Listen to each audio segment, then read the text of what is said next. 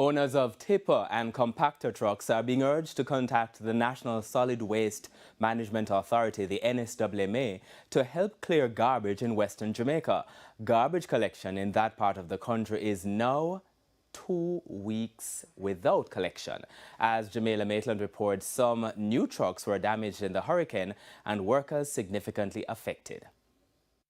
Executive Director of the NSWMA, Audley Gordon, is appealing for private contractors of tipper trucks to work in St. James, Hanover, Westmoreland and Trelawney. If you have a tipper truck in good condition and you have your driver ready and you can put a crew on the truck, in other words, you can find someone to lift up like the branches and the stuff, we are prepared to engage tipper trucks to help us to at least take off the bulky stuff, the cutting of the trees, the old furniture, those kind of items off. Mr. Gordon says there are 30 trucks in operation. However, it's not enough. Contractors of compactor trucks are also being sought. We are behind by at least 2 weeks, most places, at least.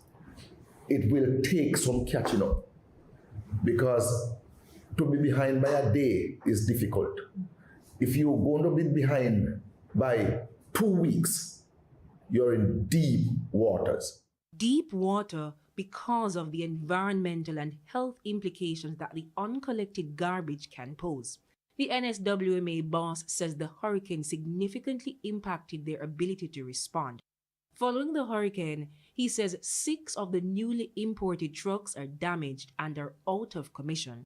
They were parked at Catherine Hall in St. James. Mr. Gordon says the staff are also affected. We had difficulty reaching our drivers who are critical, our sanitation workers. We had difficulty reaching even those heavy-duty equipment that we had pre-positioned to help. We had difficulty. We just couldn't move because there was no communication. The executive director says the additional trucks and private contractors will help to ease the pressure on the NSWMA, reduce instances of potential health outbreaks caused by garbage pileup, and to slowly help the town centers return to some semblance of normalcy. Jamila Maitland, TVJ News.